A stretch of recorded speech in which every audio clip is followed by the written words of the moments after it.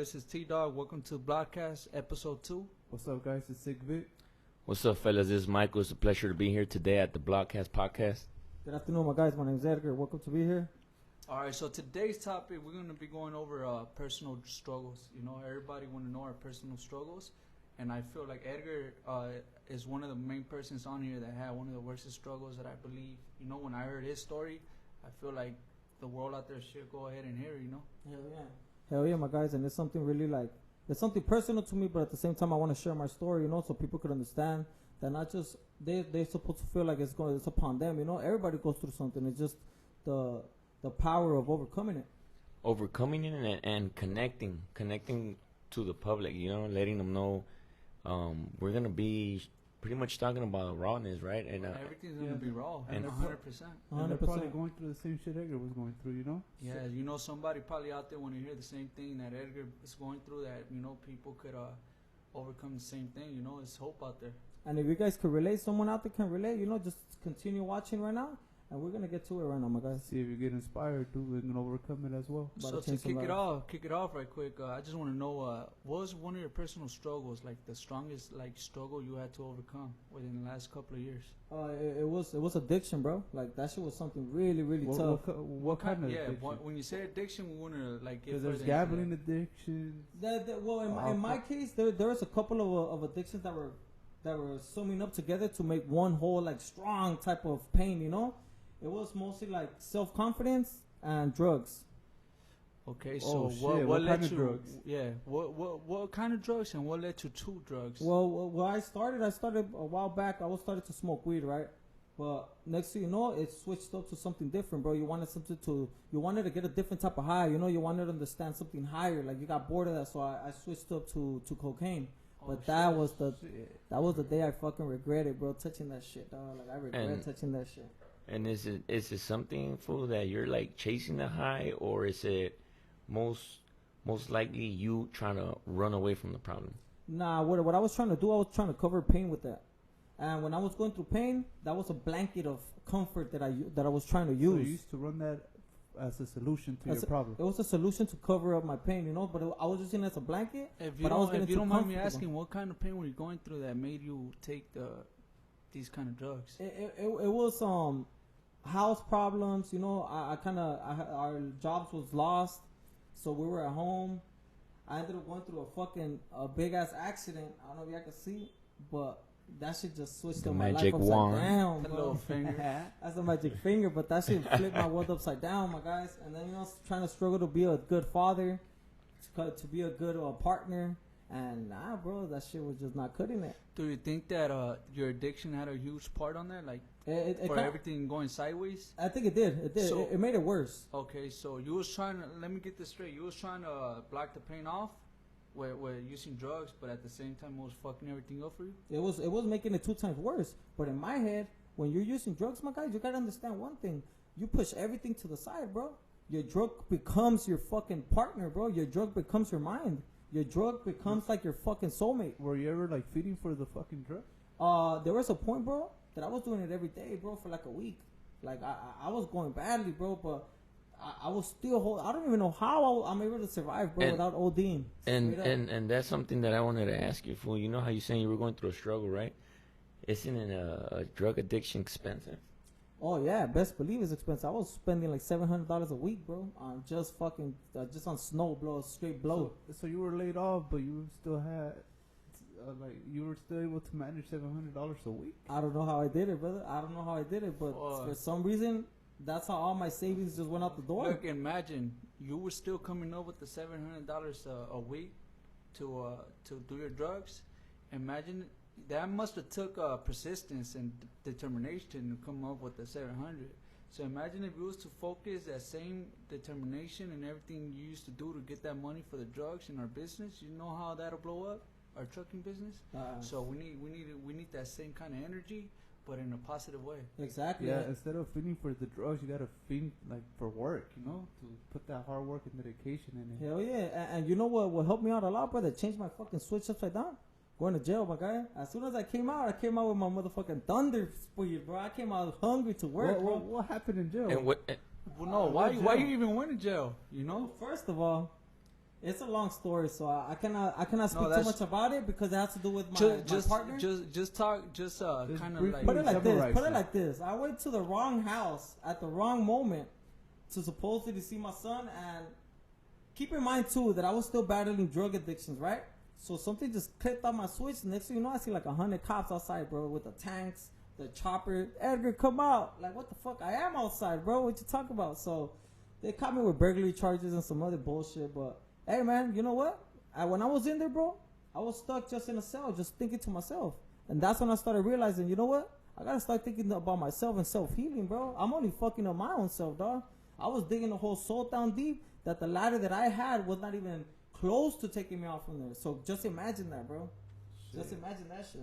That's fucking crazy. And were you high for when all that shit was happening? Well, I wasn't really high because I was home the day that I had slept.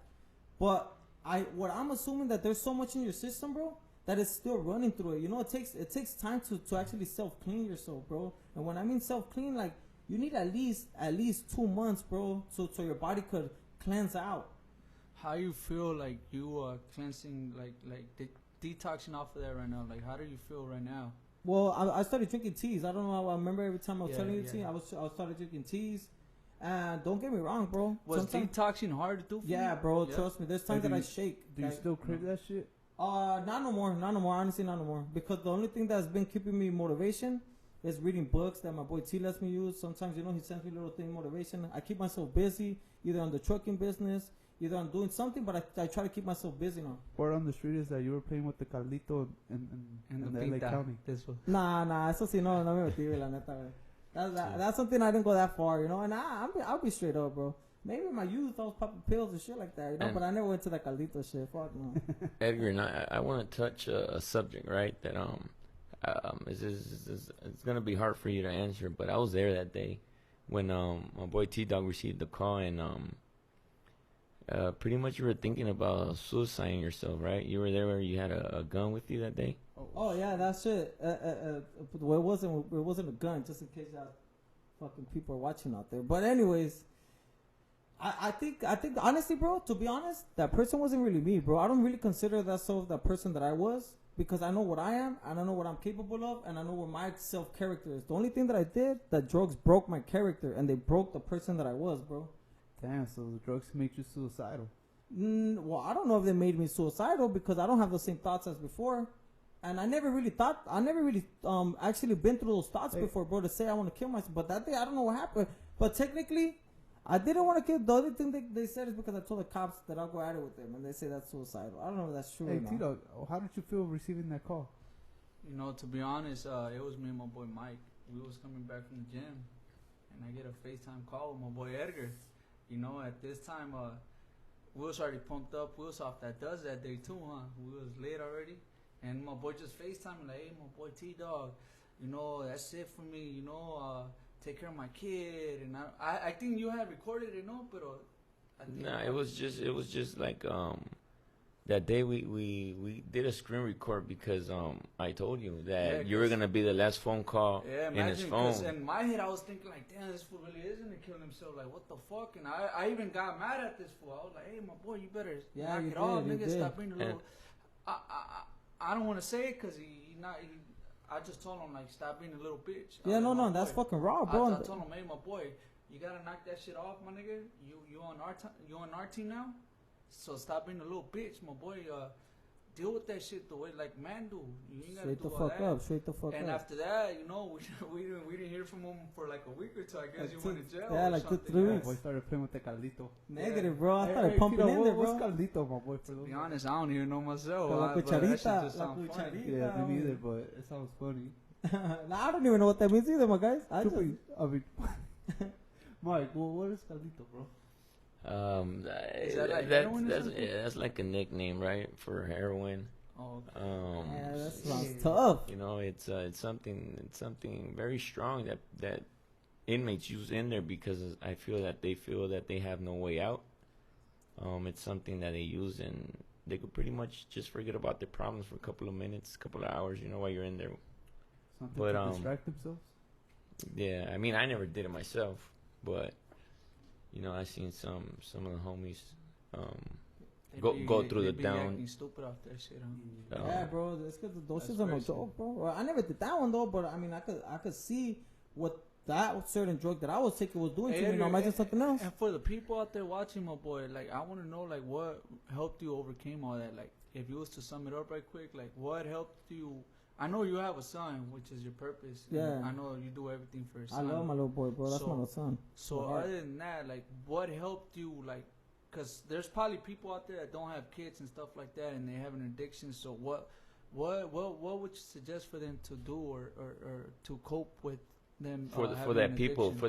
who that feel that my boy's trying to say that don't have a pretty much right something to fight for. Yeah. Look, I'm gonna make it one to start off. There's one thing you have to do: look around who you're hanging around with, and make sure if that is something that's applying to your shit, let that shit go and change that shit up, bro. Cause my dad told me who you hang around with, and I'm gonna tell you who the fuck you are. You know? So I started analyzing everything around me, bro. What the fuck was good for me? What was bad for me? What was I doing to fall back into that shit? And I was like, I kind of started seeing a pattern in my shit, bro. There's a pattern, you know? And I was like, okay, I'm catching on to the pattern. Once I caught that shit for the neck, bro, I was like, that's it, bro. This pattern's gotta go. And ever since then, you know, I started getting into books. How you introduced me to a book. Yeah. That first book that you gave me, bro, that changed up a lot on me too, bro. Books, staying always busy on something, bro. Not just being at home. Because that shit was just good and worse. It just fucking applies more and more anxious to get into drugs again, you know? Hey, Michael, any personal struggles you went through? I had something similar to what my boy Edgar's saying, and it's you know it's not easy because in my situation my downfall was not drugs, so I believe it was a little bit harder, you know, and the only way I felt that I overcame that was like he said, you got to snap out of yourself, because if you sit here and you want to pick and point at people and start using excuses, it's like, no, at the end of the day, you're lying to yourself, you know? Because I don't think people force you to do drugs, but Exactly. they can like hype you up to do it. But it's It's the up end to of the you. day, It's up to you, you you're know? your own man, you know, you do what you gotta do. If you feel like that's the right thing to do, you know, fuck it. So in this- Jump on the caldito. And in this situation, I wanted to ask you, Edgar, so what do you think that made you think outside the box? Was it you being incarcerated? Yeah, that had a lot to do with it, bro. I was in there, bro, and I seen some ugly shit, went through shit, and I'm like, fuck, no, this is not the place I want to be at, bro. This is the last place I want to end up with my son outside. And where did you go? Where did that Well, they had me like an hour right here in the 77 division. As soon as, like, next thing you know, a sheriff came to pick me up, and I'm like, where are we going? You going to county, my guy? I'm like, what the fuck? Straight into the blues, my boy, straight into the blues. So you're telling me that if you was never to get incarcerated, you still have the habit now? Well, Or- what I could definitely tell you is that there's a reason why I got to that place, and the reason why I'm still outside right now, bro. Maybe it was not the thing that switched up to me. Maybe it would. But luckily, I was surrounding myself with great people, great minds, and that was something big too in my impact that had to do to changing my life around. Straight up. I have a question for that day that you FaceTime my boy T-Dog. What made you call him? For what out of your whole situation, right? Because you're saying it was a personal problem. You have your child, you have your addiction going on. What made you call T-Dog? It's for some reason, bro, this fool never judged me, bro. Like, for some reason, this guy right here, bro, like, when I talked to him, he never went and seen me through that. Like, I know he's seen something different in me, bro. Like, this fool, when we started talking about business, I know he's seen me, like, as a different person, you know? So every time he talks to me, straight up, bro, he doesn't talk to me in a judgment way. He tells me straight up about things. Like, look, bro, you gotta do this, you gotta change that, do this for your son, do this for yourself, do it for your health, you know? Like, you have a lot of potential. It's like we said last time, T, where are the most powerful people at right now? Remember how he told me that? And they land where? In the cemetery, because they took all their great minds, bro. And he told me, do you want to take your great mind and leave it in the floor in the cemetery where no one's going to be able to see your real potential? Or you want to snap out of it right now? So and you- get busy, get to fucking work. So you think you needed somebody to speak to, for pretty much just explain your situation without being judged? I think so, bro. You think that's I what thi- majority of these people are that are in addiction? That's what they need. I think people don't like to talk to no one, bro. Like, they're ashamed of themselves. Remember how I told you I was self betraying myself, And I was so caught up in the moment that I was like, fuck, bro, my character is this person. I don't want to talk to no one and tell them about this because then my character is going to change. Yeah. So I maintained that same, trying to maintain that same character that I was already broke. Like, that wasn't me. So you were scared of people judging you. Yeah, for real. You know what? And me, to be honest, I don't judge nobody. I don't. Number one thing, like I look at people for who they really are. And when I met my boy, he was we went to the same high school, huh? Yeah. But we never talked or nothing. But I seen him out there in the field when we first started trucking, and he helped me out. You know, like it don't matter if it feels something small or something big. Once you help somebody, it goes a long way. So that's why, like you see, like he helped me out, and then like I ended up helping him out. So that's how it works, you know. Like you help the next person out.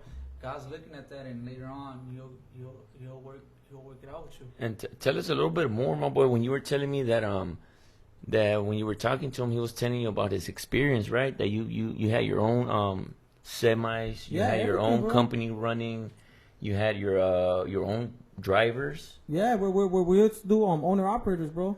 But that's when that time happened. That wasn't even a bigger downfall because that was the pandemic, bro. That shit was going south. I had to go back to being a driver. Then I bought another truck. So you back like, down, bro. So you feel like all this stuff that was piling up would led you to your addiction? I think so, bro. Because I was going through so many failures, bro, and I couldn't understand why I keep failing. But at the same time, I used to go up, but for some reason I slipped back down, bro. I slipped back down, and this actual time, I could definitely tell you guys that it was the worst downfall I had because it had to do with myself, my health, and my own life, bro. Like, I felt like I was about to just call it a day, bro, any moment. Right now, you were saying that it was around the pandemic, right? Yeah, that was You think that had major impact in your life? Was that one of the reasons why you felt like depressed? No, I don't think so, bro. I think what started making me feel depressed is that, and just be straight up, yeah, because people have worse problems, and mm-hmm. And we're trying to reach out to them. We're trying to reach out to whoever's listening to this or whoever's gonna hear this. Like, we want them to like, because you're a good example of somebody that had an addiction is making without using rehab or none of that. Like, oh no, let me mention that I did go to rehab, bro. They sent me for rehab for but trip out. Well, then this fool told us he was in rehab. But he came around and luego se desapareció el güey, you know? It's because look, this is what happened. This is what happened. They sent me to rehab because they thought that I was going through some other drugs. That's why I could affirm me that I was nothing else. The doctor called, like, he gave me my whole examination and nothing popped up besides that, you know? Yeah. But then he told me, look, bro, this is another thing how society works, bro. Like, they didn't know that I was going through a tough time. And the doctor just sent me home. He's like, you got to go home, bro. Like, you don't have nothing wrong with you. I'm like, well, how do you know I don't have nothing wrong with me? He's like, well, your mental state, like, they evaluate me and they're like, they only kept me there like 4 days, bro, and they told me you gotta go, you know, because we gotta make space for someone else that needs it. Them knowing that I actually did need it, bro. But what to your vision, for what type of person did they have to make space for that they booted you out? They said that it had to be someone that was more drugged out, like pretty much more in the floor, bro. Oh shit! But you have to, so I'm telling them, like, so you're not judging me by my inside, you're judging me by how I look. You look normal, get the fuck out of here.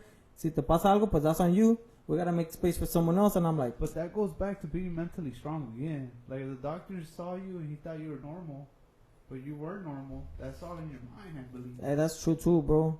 But maybe I wasn't normal, bro. Maybe I just needed something to tap me in the back, you know, like. This is what I tell everybody, or people that are close to me. If you think you could, or if you think you can't, either way you're right. You know, it's all a mind game. Like, if you think you could get out that addiction, you could do it. If you think you can't get out the addiction, you could do it. You can't. You know, it's whatever you think, whatever whatever you believe. It's whatever you attract to your own self, bro. We are masters of our minds, so we gotta learn how to control that shit and be mentally strong. Super mentally strong, but at the same time, if people are watching out there, bro, don't feel oppressed on yourself that you can't talk to anybody, man. Hold on. Como que if people are watching out there? People's watching. No, like they're gonna watch this, my boy. This is gonna go. It's gonna get her out.